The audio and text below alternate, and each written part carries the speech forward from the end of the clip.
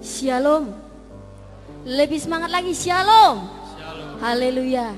Puji nama Tuhan, kita ada di tempat ini bukan dengan kekuatan kita, bukan dengan hal yang direncanakan, tapi adalah anugerah Tuhan di dalam kehidupan kita, kebaikan Tuhan yang tidak pernah habis di dalam kehidupan kita. Amin. Tiba saatnya kita akan memulai ibadah kita pada pagi hari ini. Saya memberikan untuk Bapak Ibu Saudara saat teduh sejenak. Barang siapa setia dalam perkara-perkara kecil, ia setia juga di dalam perkara-perkara besar. Dan barang siapa tidak benar dalam perkara kecil, ia tidak benar juga di dalam perkara yang besar. Haleluya. Amin. Kita akan siapkan hati kita. Kita akan memuji muliakan nama Tuhan kita. Kita mau sembah Allah kita, Allah yang hidup. Kita akan bangkit berdiri bersama-sama. Yesusku, penyelamat kami. Kami tahu Tuhan, tiada yang seperti Engkau Yesus. Kami tahu Engkau Allah yang hebat, Engkau Allah yang tiada duanya Tuhan. Biarkan setiap hati kami siap menerima hadirat Tuhan saat ini Bapa. Yesusku, penyelamatku, tiada yang seperti Engkau. Setiap hari aku memuji keajaiban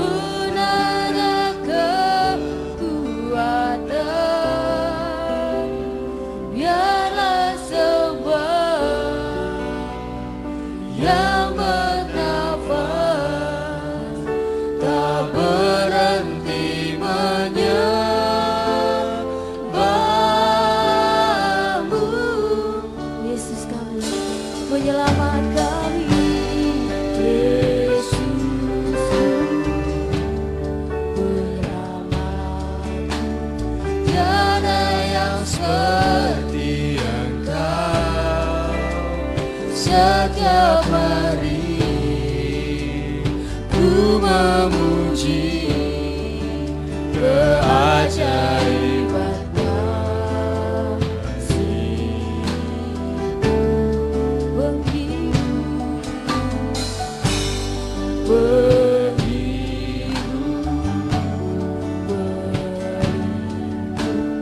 menara kekuatan. Biarlah semua yang bernapas tak berhenti menyembah-Mu. Katakan nyanyi, nyanyi dan bersoraklah baginya. Pujian, hormat, kuasa bagi Raja. Gunung tunduk, laut bergelora, mendengar nama-Mu. Ku bersuka atas perbuatan-Mu. Lamanya ku kasihi Engkau Tuhan. Tiada janji seperti yang ada padamu.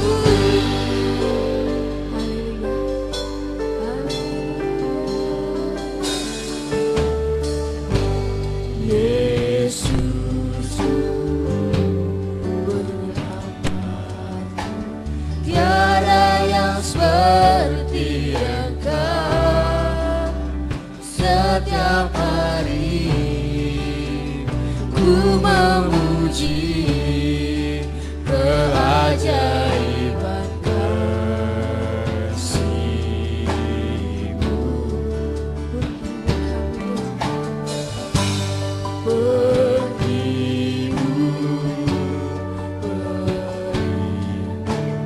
Menara kekuatan,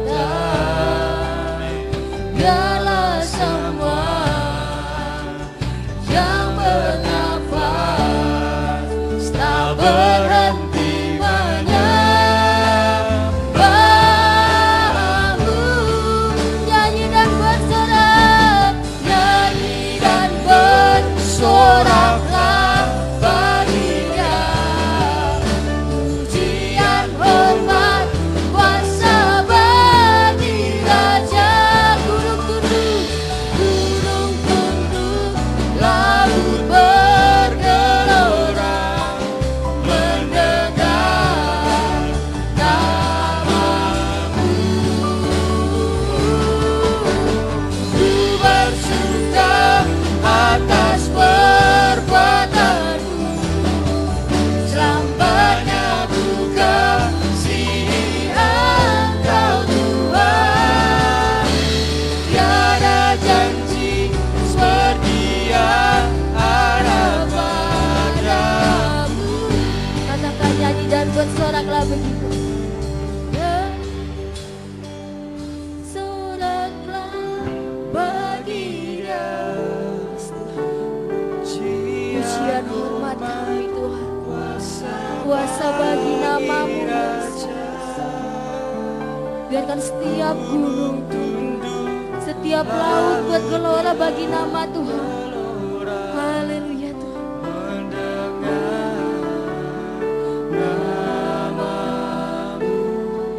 Katakan, kami bersuka Tuhan. Bersuka atas perbuatan selamanya, selamanya ku kasihi Engkau Tuhan.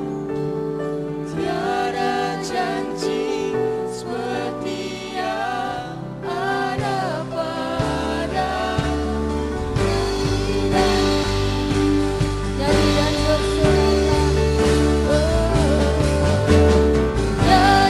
dan bersoraklah.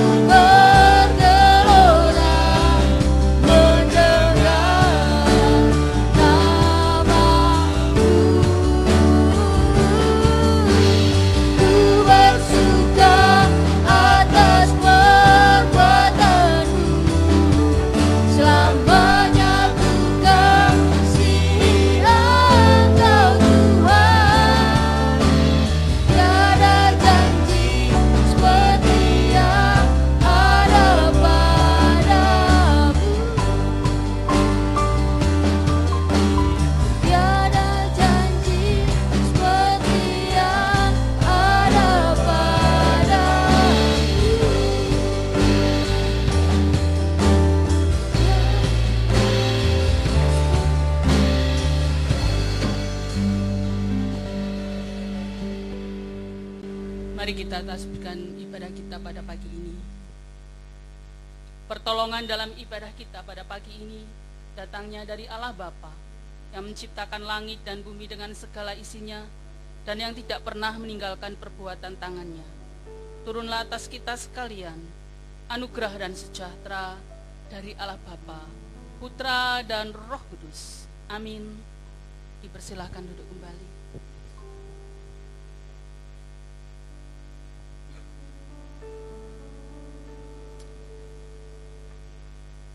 Pada pagi hari ini kita mau bersuka cita di hadapan Tuhan, karena kita tahu Tuhan itu Tuhan yang baik, Tuhan yang tidak pernah meninggalkan kehidupan kita. Bahkan sekalipun bumi bergoncang, kita tidak akan dibiarkan Tuhan sendiri. Tuhan selalu menopang kita, memberikan kita kekuatan baru. Amin. Amin. Kita akan bangkit berdiri kembali. Kita akan memuji memuliakan nama Tuhan. Kita terima sukacita dari Tuhan. Haleluya.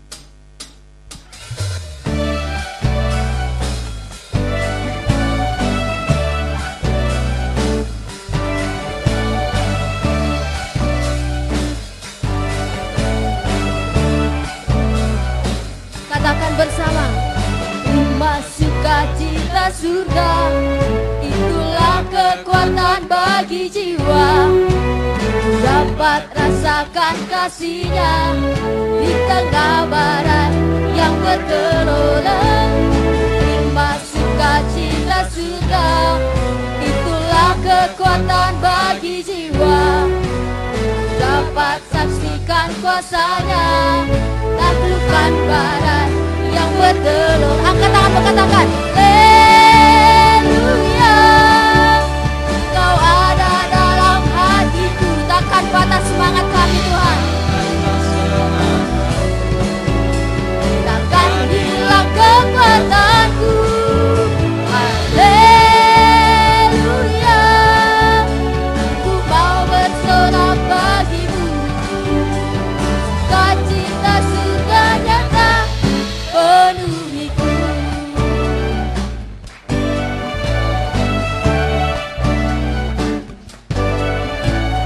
Terima sukacita surga, itulah kekuatan bagi jiwa. Dapat rasakan kasih-Nya di tengah badan yang bergelora. Terima sukacita surga, itulah kekuatan bagi jiwa. Dapat rasakan kasih-Nya di tengah badan yang bergelora.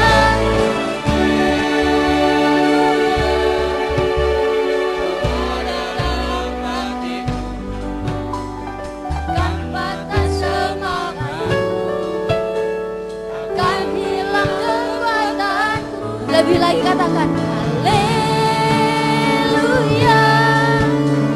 Ku mau bersorak bagimu. Sukacita surga nyata penuhiku. Sekali lagi, haleluya. Haleluya.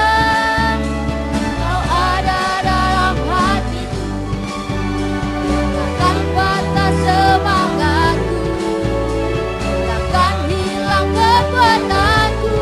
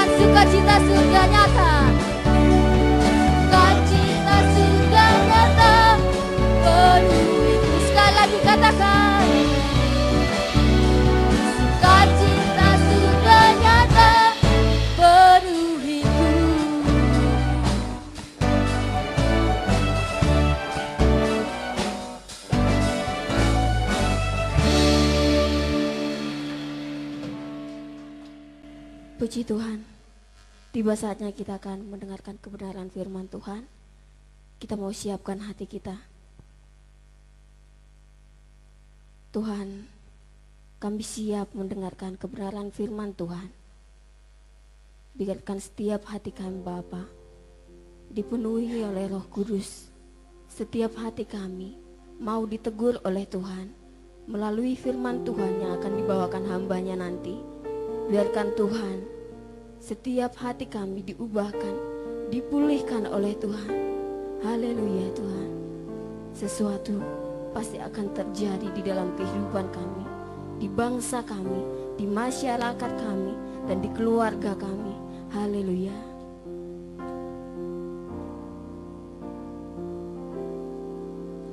Bila hati terasa berat,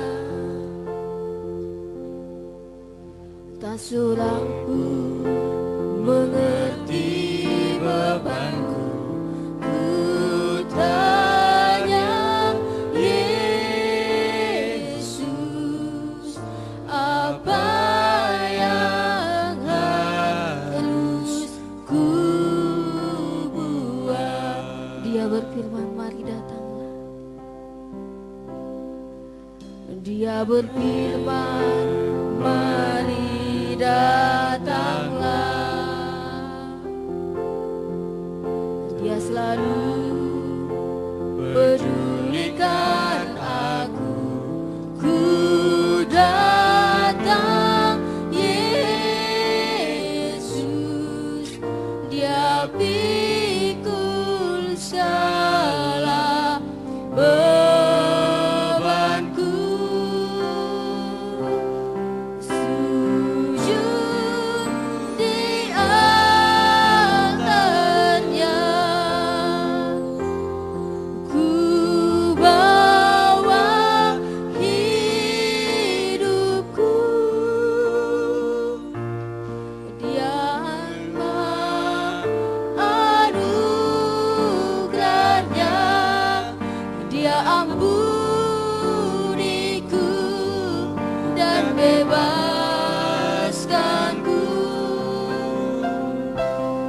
Dia ubah hidupku,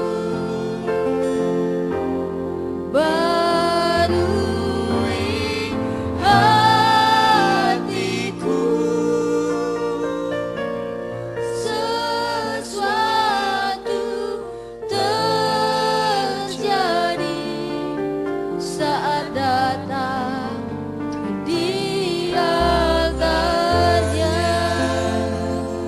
Mari saudara, kita renungkan pujian ini.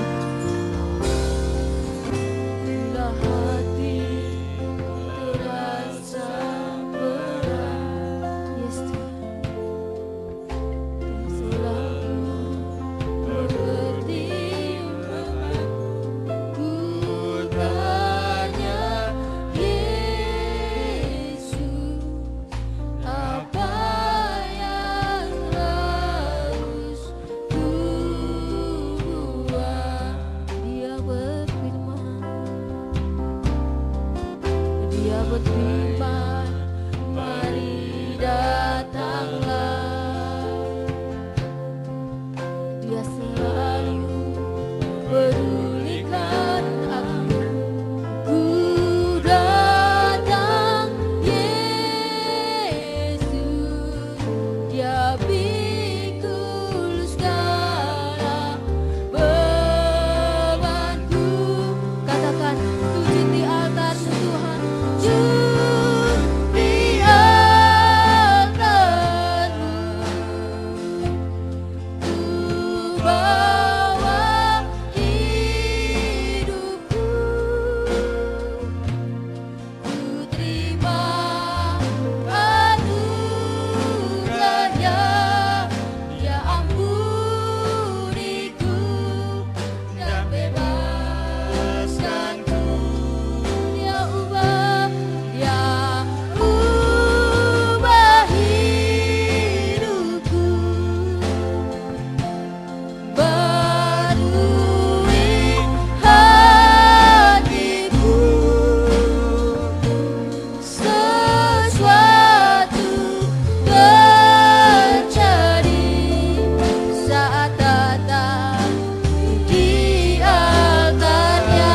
Boleh katakan sujud di altarnya. Haleluya. Sujud di altarnya. Ku bawa hidupku. Ku terima anugerahnya. Dia ampuniku dan bebaskanku. Yang ubah hidupku. Baru hatiku sesuatu terjadi saat datang di altarnya. Sujud di altarmu. Sujud di altarnya.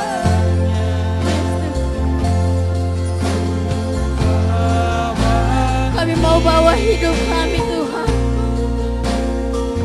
Kami mau terima anugerah, Tuhan.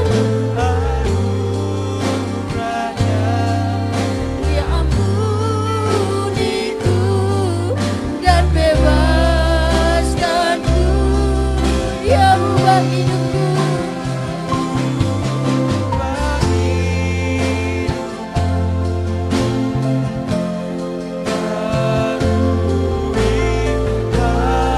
Hatiku Sesuatu terjadi pada hambanya di altarnya. Mari kita katakan sekali lagi, sujud di altarnya. Ku bawa hidupku. Ku terima anugerahnya. Ya ampuniku dan bebaskanku. Dia ubah hidupku. Barui hatiku. Sesuatu terjadi saat datang di altar. Sesuatu terjadi. Sesuatu pemulihan terjadi. Pemulihan sekali lagi, sesuatu terjadi. Sesuatu terjadi saat datang di altarnya. Haleluya, haleluya, haleluya, haleluya. Satu kesempatan yang indah dan begitu ajaib buat saya, ya Tuhan, pada pagi hari ini boleh bersama istri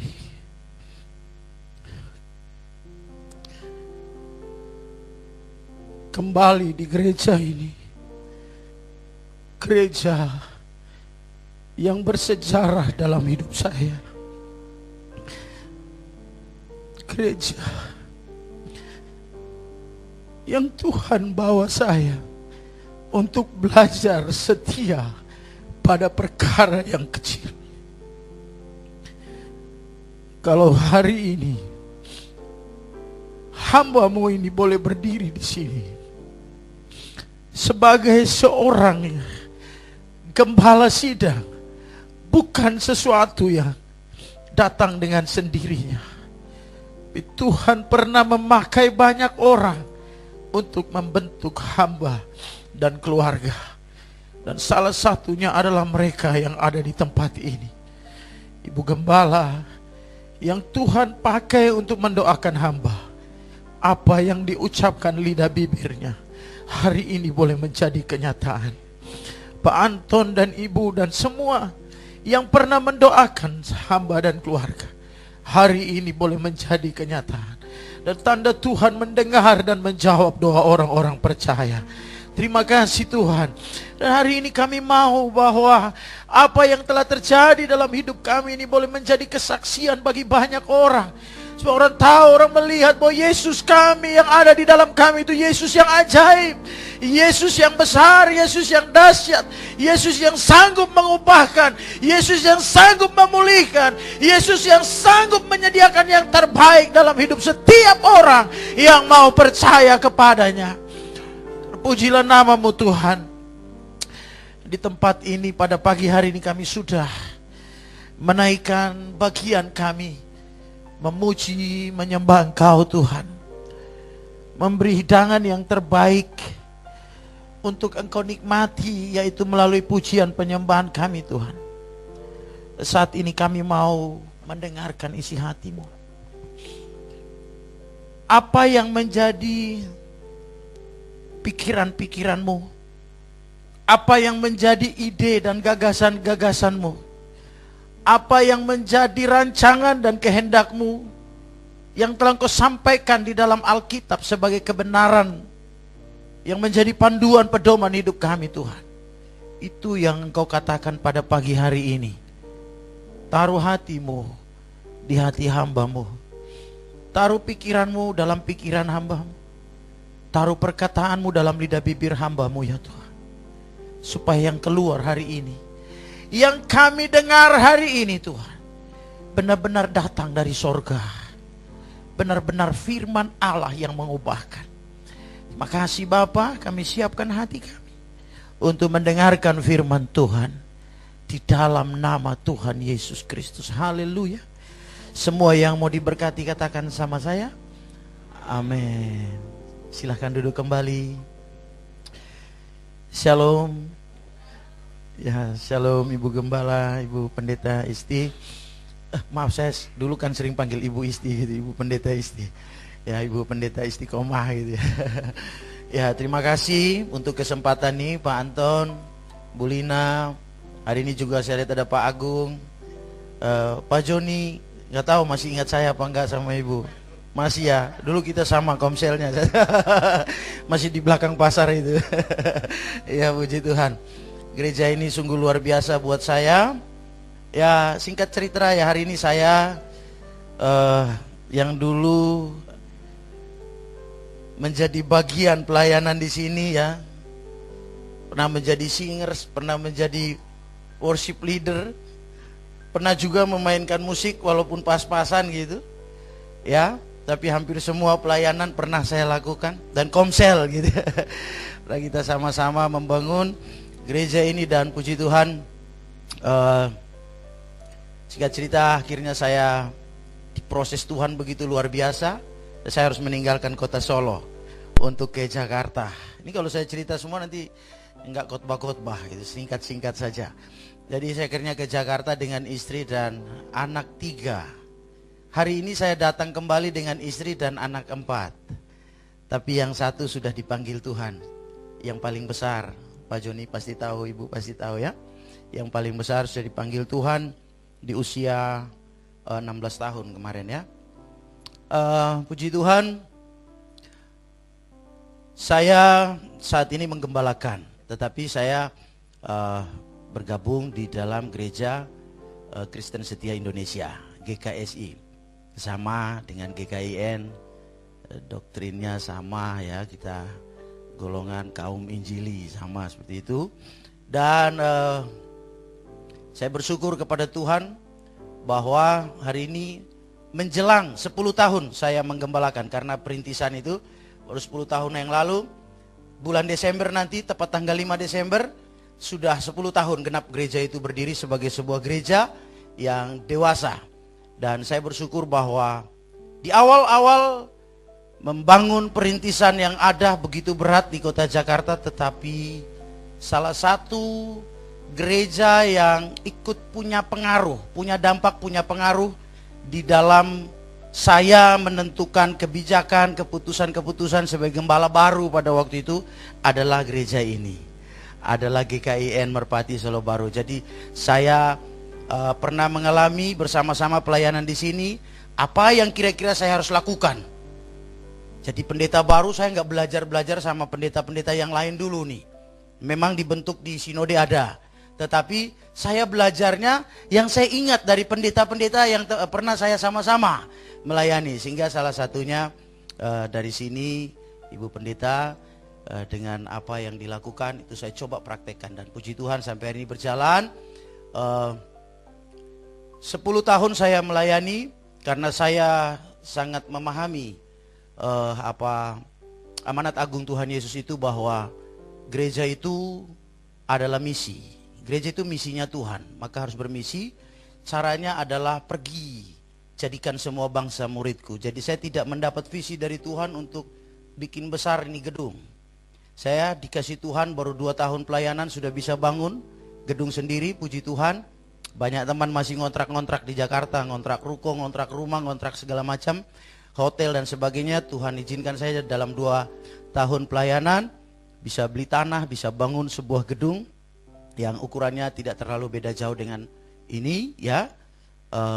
Tapi saya bersyukur bahwa saya tidak dikasih Tuhan visi untuk bangun gereja ini menjadi besar, dalam artian saya tidak dikasih Tuhan visi untuk membuat gereja itu penuh besar dalam konteks kuantitas, tidak. Tetapi saya dikasih Tuhan visi untuk memuridkan, membentuk pemimpin-pemimpin yang baru, kemudian utus mereka untuk menjadi pemimpin-pemimpin yang baru untuk memuridkan orang lain lagi. Sehingga saya bersyukur kepada Tuhan hari ini sudah begitu masuk para pengurus gereja yang ada di sekeliling saya, begitu kita mulai, saya terus langsung suruh sekolah, sekolah Alkitab, sekolah teologi. Dan semua pada sekolah tahun 2014 ada yang wisuda, tahun 2015, 2016 sampai tahun ini ada yang wisuda lagi. Saya mempersiapkan mereka di samping di gereja, terus saya memuridkan mereka untuk menambah pengetahuan mereka, skill dan sebagainya di dalam melayani jemaat. Lalu puji Tuhan, wakil gembala saya yang 9 tahun menjadi gembala, wakil gembala saya sekarang sudah jadi gembala. Jadi sudah berdiri sendiri, gerejanya juga sudah luar biasa, kira-kira ukurannya juga segini dan ibadahnya 60-70 orang sekarang gitu. Kemudian yang satu di Kupang, di NTT. Jadi saya sudah bisa dalam pertolongan Tuhan, pertolongan Roh Kudus melahirkan 2 pendeta yang adalah gembala.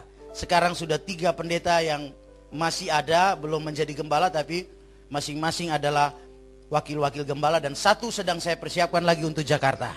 Untuk Jakarta di daerah Mangga 2. Kami sedang mempersiapkan untuk 1 perintisan di sana. Dan anak rohani saya ini akan menjadi gembala. Bapak Ibu Saudara yang kasih dalam Tuhan, semua yang terjadi itu adalah tidak dengan mudah saya dapatkan, tapi melalui perjuangan. Karena Tuhan yang memproses kita, Bapak Ibu. Ada proses yang disediakan Tuhan. Sekali lagi, ada proses yang disediakan Tuhan. Jadi ini prosesnya Tuhan yang diberikan, yang disiapkan bagi setiap orang percaya. Yang nanti kalau saya akan sampaikan ini, suka atau tidak suka, senang atau tidak senang, mau terima atau mau tolak, kita pasti menjalaninya. Kenapa saudara? Kita sedang berjuang. Semua kita sedang berjuang untuk pada akhirnya kita berkenan di hadapan Tuhan.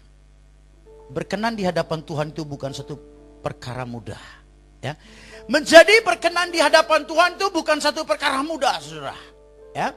Kemarin saya baru ajarkan jemaat, kalau orang Kristen berbicara surga itu segampang dia ucapkan, segampang yang ada di pikirannya, saya bilang itu keliru. Itu tidak bisa.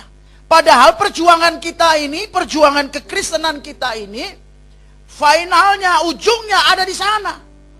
Setiap kita pasti ingin masuk surga. Tapi surga itu bukan hal mudah. Surga itu bukan gampang-gampang susah. Tapi susah itu surga. Tidak mudah Bapak Ibu. Proses itu berat. Dan saya boleh menjadi salah satu yang mengalami kesaksian-kesaksian hidup yang begitu berat untuk menjadi seorang hamba Tuhan.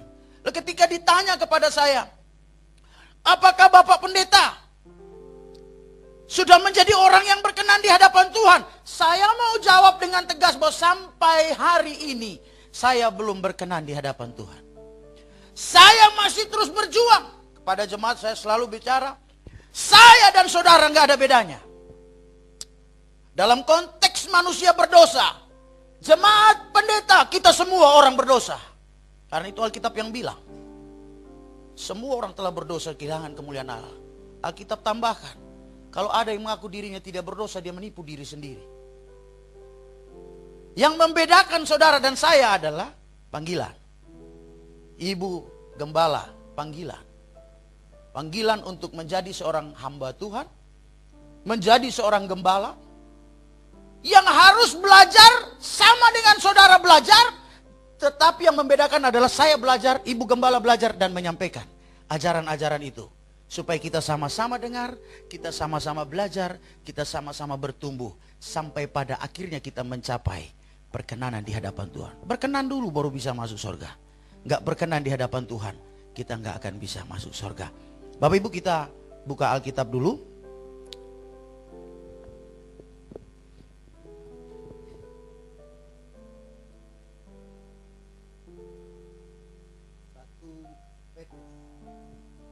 Surat Petrus yang pertama. Beberapa ayat saya pilihkan untuk kita. Bapak Ibu Saudara yang kasih dalam Tuhan, dari ayat 3 sampai ayat 7 nanti kita baca. Ya, hari-hari ini saya sedang mengajar jemaat tentang gereja roh. Ya, gereja roh. Gereja yang saya belajar, saya temukan dalam isi kepala Tuhan Yesus. Saya berani bilang begitu. Saya belajar, saya temukan dalam isi kepala Tuhan Yesus. Apa yang digagaskan oleh Tuhan ketika mendirikan gereja itu? Saya belajar Tuhan berpikir tentang ini. Tuhan merencanakan, Tuhan merancangkan gereja yang namanya gereja roh. Gereja roh yang artinya bahwa tidak bisa daging ikut serta di dalamnya. Tetapi tidak dipungkiri bahwa ketika kita melayani, ketika kita membangun ibadah, ketika kita membangun pelayanan, hal-hal seperti itu tetap ada. Makanya hal proses ini penting bagi kita. Karena proses ini tujuannya adalah untuk mengikis kedagingan-kedagingan dalam hidup kita. Daging tidak ada, baru kita berkenan di hadapan Tuhan. Makanya tadi saya bilang, kalau ada yang tanya saya, Pak Pendeta udah berkenan? Saya bilang belum. Saya juga masih dalam proses. Seperti itu. Ya. Pasal 1 ayat 3 sampai 7. Terpujilah Allah dan Bapa Tuhan kita Yesus Kristus, yang karena rahmatnya yang besar telah melahirkan kita kembali oleh kebangkitan Yesus Kristus dari antara orang-orang mati kepada suatu hidup yang penuh pengharapan, untuk menerima suatu bagian yang tidak dapat binasa, yang tidak dapat cemar, yang tidak dapat layu, yang tersimpan di sorga bagi kamu, yaitu kamu yang dipelihara dalam kekuatan Allah karena imanmu, sementara kamu menantikan keselamatan yang tersedia untuk dinyatakan pada zaman akhir. Pada zaman akhir, bergembiralah akan hal itu, sekalipun sekarang ini kamu seketika harus berduka cita oleh berbagai-bagai pencobaan. Maksud semuanya itu ialah untuk membuktikan kemurnian imanmu yang jauh lebih tinggi nilainya daripada emas yang fana, yang diuji kemurniannya dengan api, sehingga kamu memperoleh puji-pujian dan kemuliaan dan kehormatan pada hari Yesus Kristus menyatakan dirinya. Demikian firman Tuhan, bacaan buat kita semua pada pagi hari ini. Bapak Ibu Saudara yang kekasih dalam Tuhan, saya pilihkan bacaan kita dari Petrus ini karena saya melihat Petrus berbicara dengan sangat jelas, gamblang tentang gereja. Ya, tentang gereja. Kita tahu bahwa dalam kita maju satu pasal, di pasal kedua ayat 9 dan muncul kata eklesia atau gereja di sana. Artinya Petrus sangat tegas, sangat gamblang, sangat jelas, ya, memberitakan atau menyampaikan pernyataan, statement-statement tentang gereja. Apa itu gereja? Saya kira kita semua sudah tahu bahwa gereja itu sebetulnya adalah saudara dan saya. Gereja itu adalah manusia, karena menurut Petrus, gereja adalah orang-orang yang telah dipindahkan dari gelap kepada terangnya yang ajaib. Orang yang telah percaya kepada Yesus dipindahkan dari gelap kepada terang yang ajaib. Itu yang namanya gereja, yang telah dipisahkan. Jadi saudara dan saya adalah gereja, orang-orang yang sudah percaya kepada Tuhan. Ya. Nah, gereja ini Alkitab katakan bahwa gereja milik Tuhan. Gereja itu adalah milik Kristus. Kristus sendiri adalah kepala daripada gereja. Ketika saya belajar memahami tentang gereja sebagaimana yang disampaikan oleh Petrus, saya dipaksa untuk belajar. Saya dipaksa untuk mencari tahu apa sebetulnya yang Tuhan inginkan tentang gereja. Karena saya sedang dipakai Tuhan untuk membangun gereja, untuk membentuk gereja. Maka saya tidak bisa membangun gereja, saya tidak bisa membentuk gereja dengan apa yang saya pikirkan. Dari sini ke Jakarta saya belajar, saya sekolah, saya lanjut studi saya. Selesai saya dapatkan ijazah negara S1, saya lanjut lagi saudara. Belajar lagi, ambil MTH saya. Sekarang saya sudah daftar untuk doktoral, saya mau ambil S3. Kenapa? Saya ingin belajar, saya ingin gali lebih dalam. Sampai benar-benar saya menemukan titik di mana ini yang Tuhan mau tentang gereja. Sedikit demi sedikit saya sedang mengarah ke sana. Dan hari ini saya praktekkan itu. Apa yang saya dapatkan saya praktekkan dalam pengajaran-pengajaran saya kepada jemaat tentang gereja roh. Gereja roh. Artinya apa saudara? Saya dan saudara ini adalah gereja yang harus dibentuk Tuhan, harus sejalan dengan kemauan Tuhan. Sampai benar-benar dalam diri kita ini tidak ada lagi satupun kedagingan saudara. Orang melayani di mimbar bisa saja masih dengan kedagingan. Tapi apakah dia nggak boleh melayani? Nggak harus melayani. Harus. Karena tadi saya bilang, saya, saudara, kita semua masuk di dalam proses ini. Untuk membentuk kita. Menjadi bisa berkenan di hadapan Tuhan. Nah Bapak Ibu, memang proses ini banyak sekali. Banyak sekali dalam kekristenan. Itu proses banyak sekali. Tetapi saya rangkum dalam dua hal saja. Yang pertama proses untuk menjadi orang percaya. Ini berat juga. Proses untuk menjadi orang percaya. Dulu saya bukan orang percaya. Dulu saya agamanya bukan Kristen. Dulu saya ya seperti ibu gembala di sini misalnya. Dulu saya orang yang apalah gitu. Hidup dalam kejahatan, hidup dalam dosa. Sekarang saya jadi orang percaya, tentu ada prosesnya. Tidak gampang. Saya banyak memberkati pernikahan kudus yang ada yang pasangannya dari sononya bukan Kristen. Dari Islam misalnya. Dari Konghucu misalnya. Ya, ada. Pernikahan menjadi bagian dari jalan mereka bertemu dengan Yesus. Tetapi itu juga ada prosesnya. Tapi saya juga menemukan ada banyak sekali orang yang statusnya, pekerjaannya, hari-harinya adalah preman. Gereja tempat saya banyak sekali orang-orang seperti itu, ya.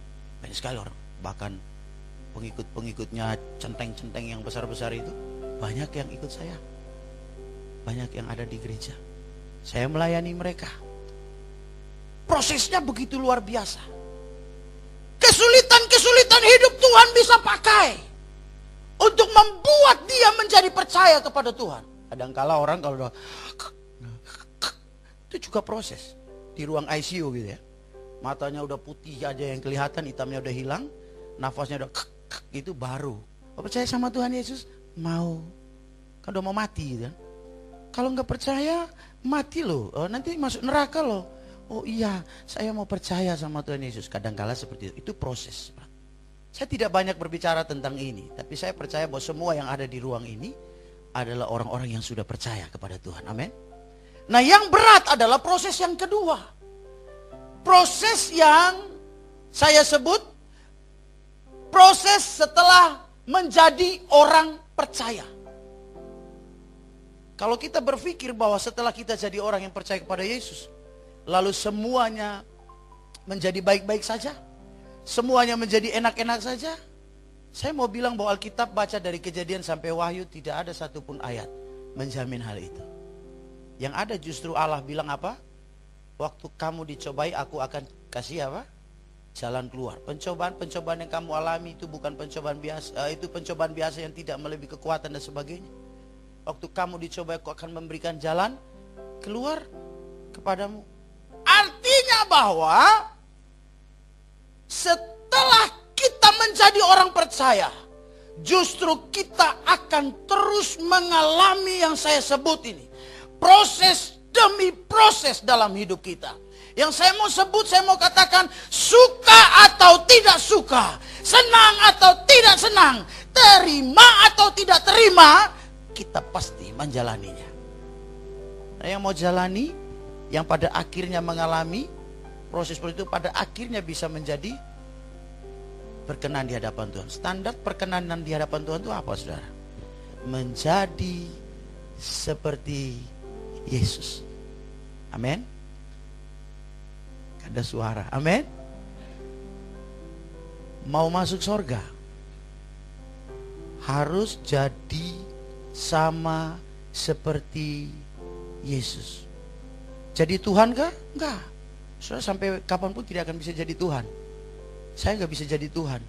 Walaupun doain orang sakit langsung sembuh, orang mati langsung bangkit, gak akan jadi Tuhan saya. Saya jadi seperti Yesus, bukan jadi Tuhannya, bukan. Tapi kembali menjadi seperti Adam dan Hawa ketika pertama kali diciptakan dan belum tersentuh dosa. Memiliki kemuliaan, memiliki kekudusan, kesempurnaan di dalam Kristus. Nah, itu standarnya. Berat enggak? Berat. Tetapi karena Tuhan juga tahu itu berat. Nah, Tuhan tahu bahwa manusia dengan segala macam caranya, upayanya untuk menyelamatkan dirinya gak bisa. Makanya pada akhirnya Tuhan datang sendiri untuk menyelamatkan kita. Dan setelah Tuhan datang bekerja, mati di kayu salib, mendirikan gereja, kemudian dia bangkit, dia naik kembali ke sorga. Dia tahu bahwa kita memang lemah. Dia tahu bahwa memang roh itu penurut, daging itu lemah. Dia tahu bahwa kita ini mau berusaha susah. Akhirnya dia kasih apa? Roh Kudus. Jangan kemana-mana, murid-muridnya dia bilang, jangan tinggalkan Yerusalem. Kisah Para Rasul pasal 1 ayat 4. Jangan tinggalkan Yerusalem sebelum kamu menerima Roh Kudus. Sebelum kamu menerima janji Bapa, yaitu Roh Kudus. Dia yang akan menolong kamu, mengajar kamu, menuntun kamu kepada segala kebenaran. Dia yang akan menolong kita sehingga kita bisa kuat, mampu menghadapi setiap proses yang ada. Bapak Ibu, saya boleh saksikan lagi bahwa 10 tahun saya melayani Tuhan. Tadi saya ketemu Pak Anton Bulina di luar. Wah, kalau saya nggak ngindari kayaknya mau nangis gitu. Karena saya masih ingat doa-doa mereka buat saya. Luar biasa. Saya 10 tahun menggembalakan, perlu saya kasih tahu Bapak Ibu.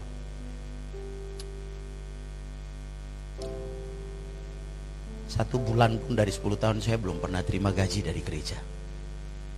Belum pernah. Anak sekolah, sekolahnya Betel, sekolah-sekolah mahal, semuanya masuk ke sana. Kemudian datang lagi istri, kuliah, sekolah di SDT Betel lagi, mahalnya luar biasa. Buku-bukunya wajib harus dibeli, mahal. Saya sendiri kuliah, ya saya ngajar di sekolah jadi dosen ya. Tetapi juga tidak seberapa. Saya mau kasih tahu saudara, saya melihat itu sebagai bagian dari proses. Dan saya tahu bahwa ada Roh Kudus dalam diri saya. Dia mampukan saya untuk melakukan pekerjaan-pekerjaan yang di luar kemampuan saya kerjakan dan Tuhan memberkati keluarga saya. Sampai hari ini saudara, saya belum sama sekali menerima gaji atau berkat ya dari gereja. Sama sekali belum. Di sinode Bu, di sinode kebetulan Ibu Sekum kami itu meninggal dunia. Lalu saya melalui pleno saya diangkat untuk menjadi pelaksana tugas Sekum. Jadi di sinode saya orang nomor 2 hari ini. Orang nomor 2 di sinode Gereja Kristen Setia Indonesia dengan kurang lebih ya 800-an jemaat di beberapa wilayah ya, 800 gereja seperti ini. Ya, pos-pos perintisan semua itu totalnya 2000 lebih. Dipimpin vikaris-vikaris dan sebagainya. Itu 2000 lebih. Ya, orang nomor 2. Tapi saya mau kasih tahu Bapak Ibu, gaji yang saya tanda tangan itu 10 juta. Gaji saya 10 juta. Tapi 1 rupiah dibelah bagi 2 pun saya tidak ambil sama sekali. Saya kembalikan, saya serahkan. Ini live streaming kan. Saya sudah sampaikan, nonton ya hari ini saya khotbah di GKIN Merpati Solo Baru. Nonton nih, saya mau saksikan. Dan mereka lagi nonton nih, biar mereka juga dengar. Jadi 1 rupiah pun saya tidak ambil. Belah bagi 2 pun saya tidak ambil. Saya kembalikan. Itu apa? Untuk pendeta-pendeta yang ada di daerah, di wilayah. Tapi saya harus menanggung resiko. Susah. Hidupnya begitu berat. Sulit sekali. Berat sekali rasanya. Tapi Tuhan dalam pertolongan Roh Kudus memberi kekuatan. 10 tahun saya masih melayani sampai hari ini. Berdiri dengan kuat. Dan selain karena doa-doa Bapak Ibu sekalian, tentu karena pertolongan Roh Kudus. Kemarin saya habis nikahkan pasangan itu ke 84 ya, 84 orang yang susah datang ke gereja ini. Saya mau nikah, dipasang adminnya tinggi banyak dan sebagainya. Saya melihat gereja sebagai solusi. Saya ada untuk jadi solusi. Jadi saya panggil mereka, kamu setia dululah beribadah. Dah nanti semuanya saya urus. Saya bilang seperti itu. Semuanya saya urus, saya tanggung dah, tidak apa-apa. Yang penting kamu nikah, itu yang paling penting. Dan mereka menikah. Gereja tanggung semua. Saya bilang pengurus ini kamu siap ya? Siap ya? Gereja itu melayani itu berkorban. Harus berani bayar harga, berapapun harganya. Siap? Siap. Ya semua siap. Jadinya saya lihat banyak Pak Anton di gereja saya. Di gereja yang saya gembalakan. Apa-apa beres gitu ya. Sampai di tangan Pak Anton apa aja beres gitu. Ya puji Tuhan. Tapi itu bagian dari proses ya. Saya jalani. Begitu berat. Susah sekali. Rasanya tidak kuat. Rasanya tidak mampu. Secara manusia tidak akan bisa, bahkan menolak. Tetapi sekali lagi dalam pertolongan Tuhan, dalam pertolongan Roh Kudus, saya masih berdiri sampai hari ini. Artinya masih kuat, masih mampu karena ada Roh Kudus. Ini adalah bagian proses dalam hidup saya. Saudara punya pasti beda.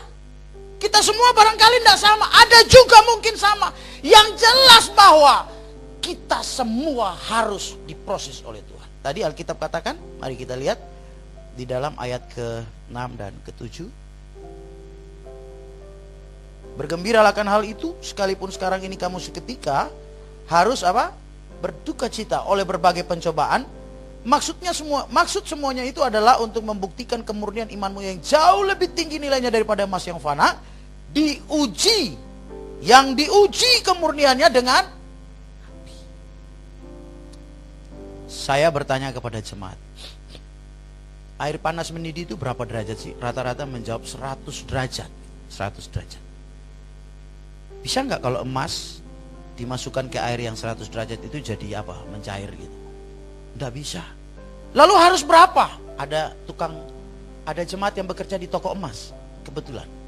Minimal 600 Pak katanya. Minimal 600. Saya mulai membayangkan apakah itu api yang sepanas yang itu Sadrak Mesak Abednego itu dibuang ke dalamnya.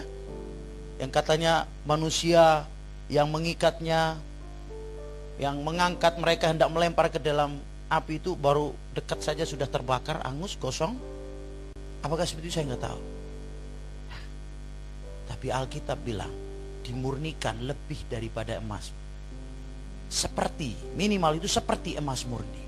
Kalau kita pakai ini standar ujiannya, maka itu tadi saudara, berarti panas sekali dong. Berarti begitu mengerikan ujian-ujian hidup kita, tantangan-tantangan hidup kita, diproses dengan segala macam cara. Kebutuhan hidup, persoalan keluarga, ya, mertua, suami, anak, itu bisa jadi masalah untuk memproses kita. Teman tetangga itu bisa jadi masalah. Teman sepelayanan bisa Tuhan pakai untuk memproses kita. Saya ngalami. Bisa Tuhan pakai untuk memproses kita. Kadang-kala lagi melayani, enak-enaknya melayani sama-sama, tiba-tiba ada yang nyeletuk, kata kalimatnya bikin kita tersinggung. Itu bisa menjadi bagian proses kita. Karena mungkin kita orangnya tukang tersinggung. Tersinggung itu daging dalam diri kita. Yang Yesus lihat harus singkirkan dulu. Angkat itu harus lenyap dari dirimu. Yesus kasih, Tuhan kasih. Jadi saya bilang catat baik-baik, itu prosesnya Tuhan, bukan proses kita. Bukan prosesnya gembala, saya memproses saudara, bukan. Jemaat, ibu, istiqomah, pendeta memproses saudara sebagai gembala, memproses jemaat, tidak. Proses melalui beliau, tapi yang punya proses Tuhan. Dengan rancangan Tuhan, dengan pikiran Tuhan, bukan yang kita mau. Karena Tuhan lebih tahu apa yang ada di dalam diri kita. Tuhan yang lebih paham apa yang harus disingkirkan dari dalam diri kita, supaya kita pada akhirnya menjadi berkenan di hadapan Tuhan, berkenan di hati Bapa. Ada satu lagu yang saya paling suka, biasa saya nyanyikan. Kalau bisa ya, itu kunci apa? Nah, C, naik di D, coba. Bila, masih rendah juga ya. Coba. Bila selama ini ku belum berkenan di hadapanmu. Ada bisa? Bisa ya? Ya, belum dengar lagu, belum pernah. Ya, saya nyanyikan saya. Tak ku lakukan kehendakmu, tak ku penuhi rencanamu Bapa. Sampai sekarang ini aku belum menjadi seperti Yesus. Beriku kesempatan di sisa waktuku, kau ubahkan satu yang ku perlu. Ku mohon padamu, sempurna seperti Bapa, serupa dengan Yesus teladanku. Mengerikan, saya nyanyi lagu ini rasanya begitu merinding ya. Betapa rinduku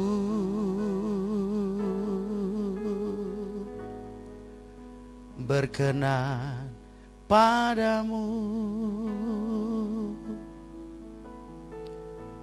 sampai di rumah Bapa ku bertemu Tuhanku, berkenan padamu. Ini proses yang harus kita jalani, saudara. Sampai akhirnya saya yang berkhotbah, yang menjadi worship leader di sini, para pemain musik yang hebat-hebat ini, ibu gembala, kita semua sampai menjadi serupa dengan Bapa di sorga, segambar dengan Tuhan Yesus, baru kita bisa masuk di sana. Kan tadi saya bilang, sorga itu bukan gampang-gampang susah. Susah sekali. Padahal kalau mau jujur, seorang pengkhotbah, worship leader yang berdiri di sini juga kadangkala masih kepingin dilihat orang, ya kan? Betul nggak? Mbak yang worship, istrinya Mas Dimas ya. Nah, ini adik-adik saya dulu nih, luar biasa ya. Seorang pengkhotbah juga mungkin masih kepingin di sini supaya apa?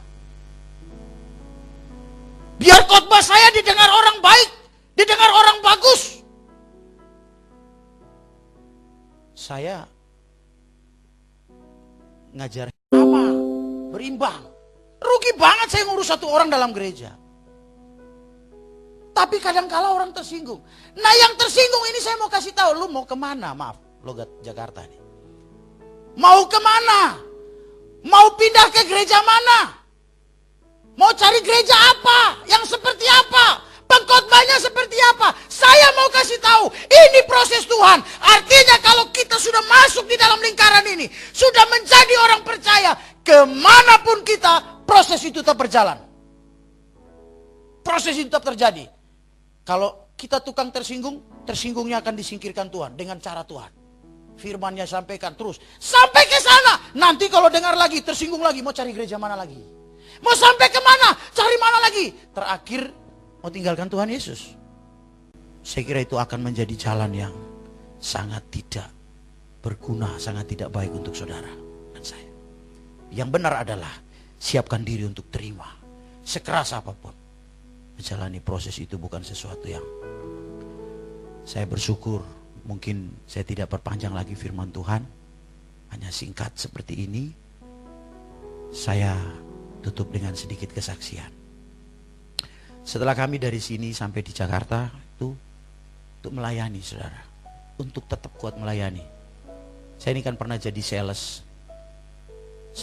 AC, sales apa tuh, water heater, sales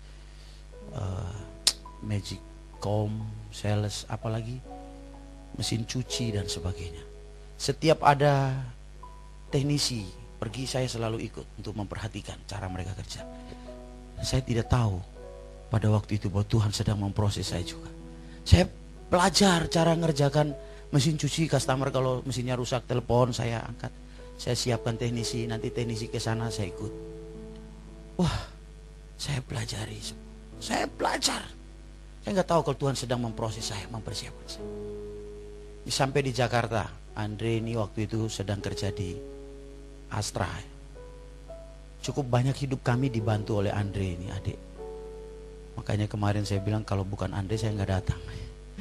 Karena Andre saya harus datang. Bagian yang kami alami pada waktu begitu berat, supaya kami bisa melayani. Saya sudah bergabung dengan sebuah gereja langsung di Tanjung Priok untuk ikut melayani, dan berat. Karena berat hidup itu, terlalu susah hidup itu. Hampir-hampir bayar kos, jajan anak aja nggak ada. Ibu Lina, Pak Anton tahulah keadaan saya di sini seperti apa. Istri bikin kue, jualan. Dia jualan di ITC Cempaka Mas. Itu diusir sama satpam. Saya pulang-pulang saya tanya, satpamnya seperti apa? Ya hitam seperti kamu gitu. Ya, saya bilang, wah ini kalau tidak Ambon, NTT. Terus dia bilang apa? Dia usir saya. Saya bilang apa? Hari ini ada pertumpahan darah. Saya bilang, benar. Saya bilang begitu. Terus saya cari dia. Saya datang ke ITC Cempaka Mas. Saya keliling itu ITC Cempaka, dari lantai 1 sampai yang paling atas. Semua saya keliling. Akhirnya saya tidak ketemu. Saya tanya, saya panggil tuh satpam yang ada di situ. Ada nggak satpam yang mirip saya? Saya bilang gitu. Ada nggak satpam yang mirip saya? Bang, kalau mirip abang sih ada. Tapi kalau yang dimaksud mirip itu kulit, ya, hitam gitu, ya wajahnya gitu, ada sih. Tapi kalau yang dimaksud mirip itu orang dari Timor, dari Ambon. Di sini nggak ada satpam orang Timor, nggak ada satpam orang Ambon. Wah, terus saya mau cari siapa? Kalau ada misalnya satu gitu, saya bisa tanya, ada lain nggak? Kalau misalnya kamu nggak, bukan, kalau dia bilang bukan dia, ada lain nggak orang Timor di sini? Gampang gitu kan? Ini enggak. Akhirnya sudahlah, saya pulang sampai rumah. Sampai rumah istri saya lagi nggak ada. Saya tahu nggak lagi ngapain? Itu kue yang dibuat mau dijual nggak laku itu, jalan dari rumah ke rumah jual kue itu. Nah ini Andre nggak pernah tahu ini kan? Nah, itu. Jalan dari rumah ke rumah. Lalu saya, saudara, Jakarta itu nggak bisa, setiap rumah itu nggak bisa tidak punya mesin cuci. Kalau nggak punya mesin cuci pusing mereka. Nah, salah satu yang dibutuhkan tuh pengeringnya. Jadi biar lahan yang sangat kecil buat gantung pakaian banyak orang, banyak keluarga gitu ya. Pakai itu biar diangin-angin sebentar udah bisa kering. Waktu saya datang ke satu rumah, Saya coba. Bu, punya mesin cuci enggak? Punya. Mesin cucinya baik apa? Wah, mesin cuci saya rusak, lebih mau bawa ke sana, harganya mahal. Bu, bisa enggak saya lihat? Saya lihat. Rusak. Saya beli alat kan. Saya coba. Saya bikin cepat-cepat. Hidup. Berapa om? Enggak usah. Berapa aja, saya enggak kasih tarif. Kasih 25.000. Kasih 40.000. Saya enggak pasang tarif.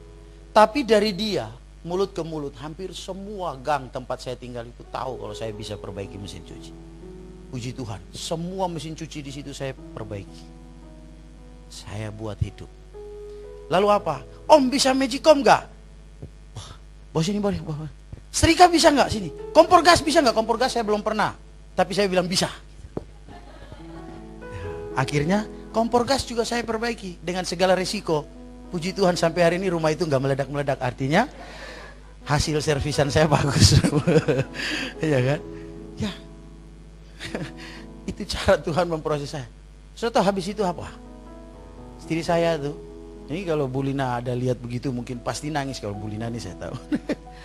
Istri saya tuh ada ibu haji 2 orang di rumah, sudah janda gitu. Dia datang, Bu, saya kerjain ya. Saya cuci setrika ya, istri saya. Cuci setrika. Jalani saudara, berat sekali. Waktu kami melayani saudara, Samuel kan semua tahu, anak saya yang paling besar. Kakinya seperti itu. Kami belum bisa beli tongkat. Di waktu kami melayani itu di bawah-bawah kolong tol begitu panjang sekali. Ada beberapa kilo kami layani. Banyak orang miskin, banyak orang susah. Tapi mereka dijauhi orang. Mereka dijauhi gereja, saudara. Ini aneh, saudara. Menurut saya aneh. Saya nggak tahu lah, mungkin panggilan kita beda ya. Saya dipanggil untuk benar-benar punya hati ke mereka. Kami melayani mereka, saudara. Kami melayani itu bukan main-main. Anak itu saya sama istri gendong. Si Samuel, saya gendong, mah saya capek, gantian. Dia gendong lagi, capek. Kemudian saya bertemu dengan beberapa pengusaha. Mereka ajak saya untuk jadi pendoa mereka. Saya berdoa. Lalu suatu ketika mereka ajak untuk ke full gospel businessman. Saya ikut. Sampai di sana mereka tawarin saya kerja. Lalu saya kerja apa saudara? Listrik. Saya bergabung dengan perusahaan listrik.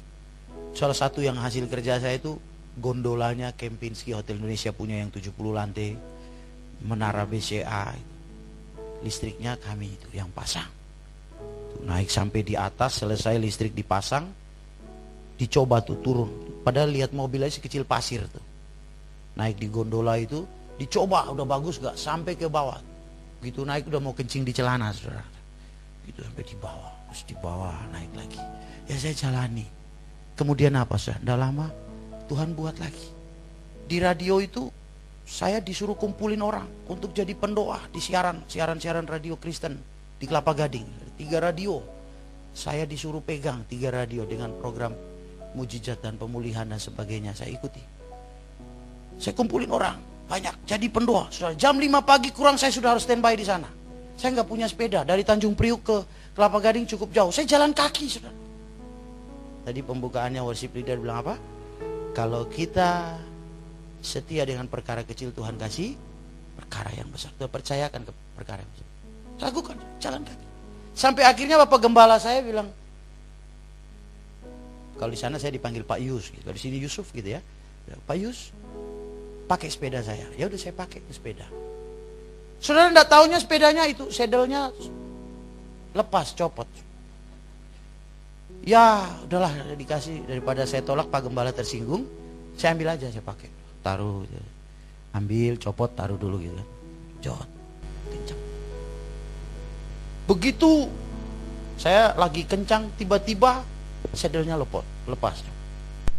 Saya nggak bisa ngerem sudah, karena kalau saya ngerem di situ dihantam dari belakang sama kendaraan. Saya lari terus jauh gitu sampai di sana, buang sepeda di pinggiran, lari. Ambil tuh sedel, datang lagi pasang. Yang begini kan orang nggak tahu. Itu proses saya jalan. Kemudian satu ketika salah satu wakil ketua sinode gereja apa gitu kita undang, tidak bisa jadi pembicara. Tidak ada satupun yang bisa jadi pembicara. Pengusaha itu telepon saya, kamu bisa nggak 1 jam khotbah? Oke, siap, saya khotbah. Setelah mereka dengar saya khotbah, mereka ingin bangun gereja, ingin saya menjadi gembala, saudara. Mereka menginginkan saya menjadi gembala. Mereka keluar dari GBI, bikin gereja baru, sinode baru, bikin MOU. Saya diperhadapkan dengan tantangan waktu itu, saudara. Gajinya begitu saya lihat gede banget, rumahnya bagus, ada mobil di lokasi yang elit punya. Tinggal saya mau tanda tangan dan saya jadi gembala di gereja itu, saudara. Waktu duduk kami sama-sama di hotel, di restoran, yang terpilih jadi wakil ketua sinodenya itu bilang begini, memang hari ini bisnis yang paling cepat mendatangkan uang itu bisnis bangun gereja. Sudah tahu yang menggiurkan sudah depan mata saya ini. Saya bangun, saya permisi seperti orang mau ke toilet, saya pulang. Saya nggak jadi tanda tangan. Saya sakit hati dengar statement itu, saudara. Gereja kok jadi barang seperti ini ya hari ini ya. Ternyata begitu. Saya nggak mau. Akhirnya Tuhan bawa saya untuk menggembalakan di gereja yang sekarang. Merintis satu persatu. Satu ketika saya diundang berkhotbah di satu ibadah yang cukup luar biasa di hotel, dan itu pengusaha semua. Saya diundang, saya datang. Saudara, saya pakai sepeda itu. Semua orang datang pakai BMW, Mercedes, apa segala macam lah, minim-minim yang mungkin seperti yang saya bawa itu. Saya pakai tuh apa? Sepeda ontel. Sampai di hotel, saudara, celana saya bagian sini ya, itu saya pakai celana yang terang kan, itu kena oli semua, saudara. Waktu saya masuk, saudara, nggak ada orang salamin saya. Mereka nggak yakin mungkin pembicaranya kok seperti ini gitu loh. Nggak ada orang yang salamin. Itu juga proses buat saya, saudara. Rasanya sakit itu, saudara. Ini orang-orang sombong amat gitu. Apakah saya berpikir mereka sombong? Sama sekali enggak, saudara. Saya hanya berpikir apa positif aja dah, mereka belum kenal saya gitu kan. Dalam hati, tunggu ya, ntar baru lu kenal gua. Baru mulai melongo mereka pada saat saya yang naik ke mimbar gitu. Waktu saya khotbah ada yang seperti istri saya kalau dengar Bu Isti khotbah kan gitu ya, Bu. Wah, ternyata dia. Begitu turun baru mulai salaman sama. Ya puji Tuhan, akhirnya jas yang saya pakai ini juga bukan saya yang beli, tapi dijahitkan mereka gitu. Ya artinya bahwa sekarang berbeda ternyata kan. Dulu nggak dianggap sama sekali. Tapi itu bagian proses. Sebelum berangkat ke Solo, ada keluarga kemarin datang ke sini. Waktu saya mau ke GBI Keluarga Allah, cepat-cepat datang. Sup, nanti kalau masuk ke dalam, ada yang bilang, itu kamu saudaranya Om ya? Bilang, enggak ya. Serius Ibu? Ada kemarin orangnya di sini. Iya, ada di sini. Saya tetap menghargai mereka. Saya diminta ibu duduk di situ, enggak, kan masih ada Pak Le, harus Pak Le yang duduk situ. Makanya yang batik itu Pak Le itu. Tapi ibu bilang, enggak, harus Edwin aja. Ya udahlah ngikut ibu. Kasih Edwin yang duduk di situ. Saya menghargai mereka. Saya digituin. Wah, udah enggak dianggap sama sekali. Hari ini semalam kejar istri saya terus. Sepanjang saya kan kemarin makan di pergi ke Wonogiri. Puji Tuhan Bu, nanti saya mau tempatkan satu pendeta saya juga di sana di Wonogiri. Sudah gedungnya kita sudah lihat kemarin, tempatnya semua kita sudah lihat. Nanti itu dari tempat pelayanan saya menghasilkan tuh wakil gembala saya menjadi gembala, ini anaknya wakil gembala saya akan ditempatkan di sini di Wonogiri. Kami makan di sana, dikejar terus di malam ini loh ya, harus ketemu. Kita udah nggak punya waktu, jadi nggak bisa ketemu. Bapak Ibu, menjadi sesuatu untuk dilihat orang itu ada di tangan Tuhan. Tuhan memproses kita, dan ketika kita menjadi sesuatu, itu juga akan membuat orang menjadi berubah. Berubah bukan karena kita berubah, berubah karena dia lihat bahwa ada Yesus dalam diri kita. Amin. Yesus memproses kita dan menjadi seperti ini hari ini. Kiranya apa yang saya sampaikan ini bisa menjadi berkat. Saya mau ngomong banyak lagi, tapi kan ada Pak Agung, Pak Anton semua. Ntar habis ini kita reuni deh. Katanya Ibu Pendeta udah masak. Ya puji Tuhan. Saya kira begitu. Kita berdoa. Mari kita berdoa. Tuhan, sederhana sekali dan sangat sedikit hamba sampaikan. Hamba tahu bahwa Roh Kudus adalah pengkhotbah, pengajar yang sempurna. Hamba berdoa minta pertolongan Roh Kudus untuk terus berbicara, berkhotbah bagi kami semua, supaya sempurna firman-Mu dalam diri kami, dalam hidup kami, supaya Alkitab yang kami pelajari ini menguasai hidup kami semua. Ini doa hamba.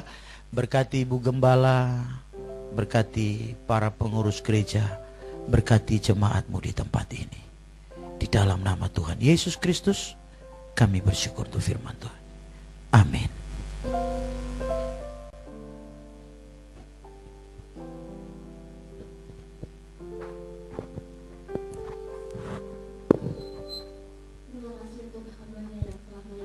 Kebenaran firman Tuhan, sungguh indah firman Tuhan pada pagi hari ini. Biarkan setiap kita diberkati dan menjadikan kita menjadi orang yang lebih baik lagi. Tiba saatnya kita akan menutup ibadah kita pada pagi hari ini. Kita akan mengangkat satu pujian, kita akan bangkit berdiri bersama-sama.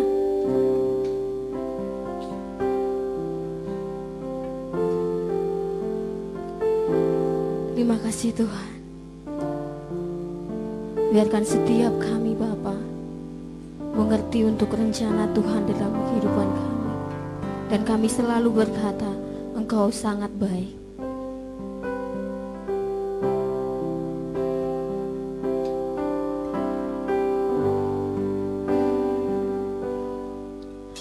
Apapun yang terjadi di dalam hidupku, selalu ku berkata, Tuhan Yesus baik. Dalam segala hal yang terjadi, tetap ku berkata, Tuhan Yesus baik. Ku sembah Kau, tak dapat ku membalas kasih-Mu. Ku sembah Kau, ku sembah Kau, ku sembah Kau Bapa. Ku rindu selalu menyenangkan-Mu. Apapun yang terjadi dalam hidup kami Tuhan, kami mau berkata, Engkau sangat baik dalam hidup kami. Apapun yang terjadi di dalam hidupku, selalu ku berkata, Tuhan Yesus baik. Dalam segala hal yang terjadi, tetap ku berkata, Tuhan Yesus baik. Katakan ku sembah Kau Tuhan, ku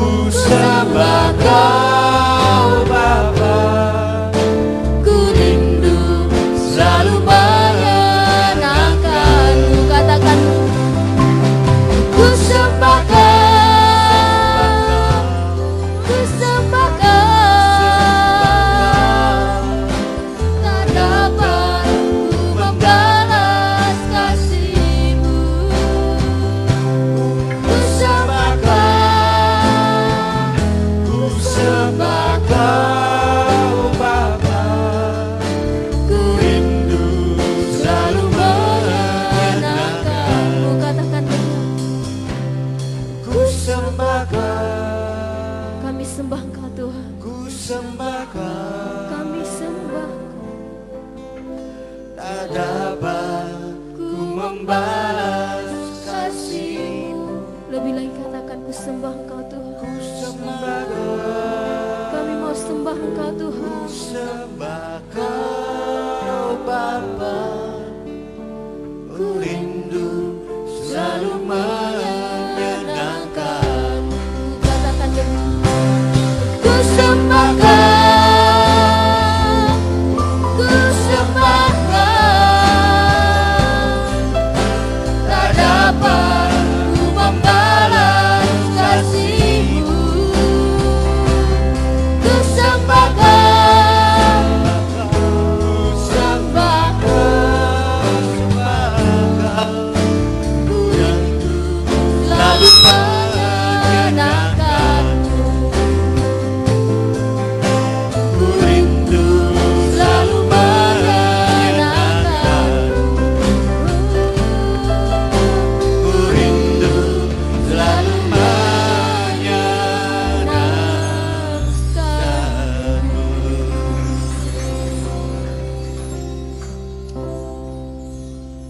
Mari kita bersafaat. Terima kasih Tuhan, kami sungguh bersyukur kepadamu. Pada saat ini kami boleh melihat pemeliharaan Tuhan kepada setiap anak Tuhan yang Kau panggil untuk melayani, yang pada saat ini ada di depan kami dan menyampaikan firman Tuhan dan memberkati. Tuhan, kami percaya bahwa orang yang hidup benar, Tuhan akan selalu tolong untuk naik kehidupannya. Dan pada saat ini Engkau memberkati hamba-Mu yang sudah menyampaikan firman-Mu untuk dipakai lebih heran, kudus, dan menghasilkan buah banyak bagi kemuliaan-Mu. Tuhan, hamba-Mu juga berdoa untuk seluruh jemaat Tuhan.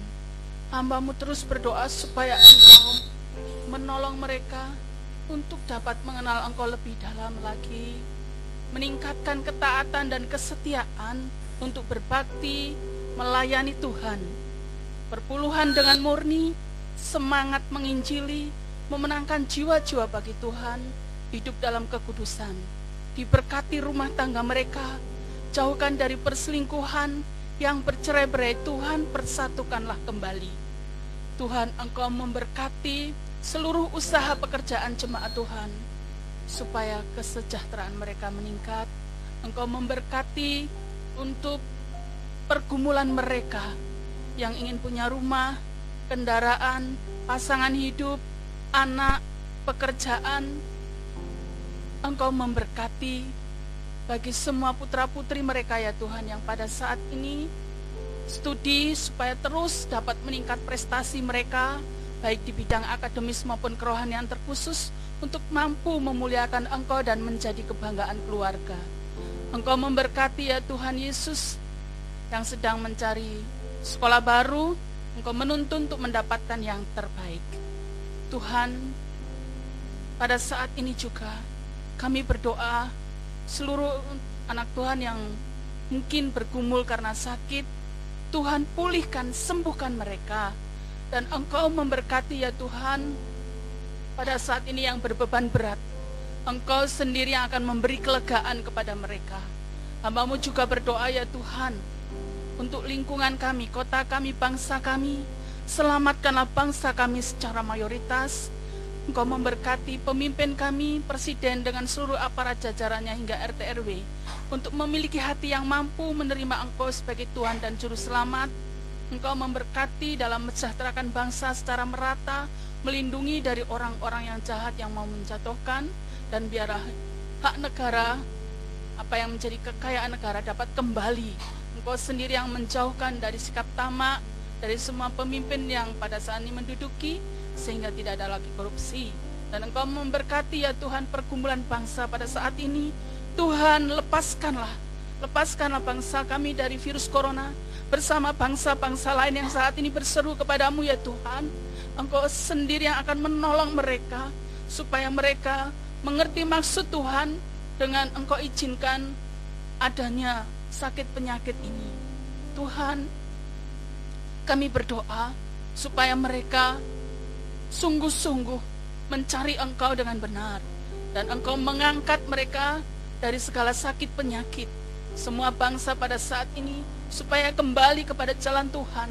Rumah-rumah ibadah dipenuhi lagi ya Tuhan dengan orang-orang yang sungguh-sungguh mencari Engkau, dan gereja-gereja yang alih fungsi dapat kembali ya Tuhan dipakai untuk kemuliaan bagi nama-Mu. Terima kasih Tuhan, terima kasih Engkau memberkati ya Tuhan semua persembahan jemaat Tuhan pada saat ini, baik perpuluhan maupun persembahan yang diberikan kepada Tuhan. Engkau menolong ya Tuhan semua gereja-gereja Tuhan untuk bangkit dalam segala situasi untuk dapat ya Tuhan panen raya untuk jiwa-jiwa bagi Tuhan. Dan jemaat-jemaat yang telah mendengar visi misi Tuhan, untuk mereka terus bersaksi tanpa ragu, karena Engkau sendiri ya Tuhan akan memperlihatkan penyertaan-Mu sampai kesudahannya. Jemaat yang kekasih, terimalah berkat Tuhan. Arahkan hati pikiranmu kepada Allah. Jadilah saksi Tuhan yang setia di dalam melaksanakan seluruh firman-Nya. Maka Allah Bapa yang menjadi sumber dari segala berkat melampaui akal manusia itu memberkati kita. Pengasihan Tuhan kita Yesus Kristus menjadi penghiburan kepada kita, dan pertolongan Roh Kudus memberikan kita kemenangan, keberhasilan besar hari ini sampai selama-lamanya.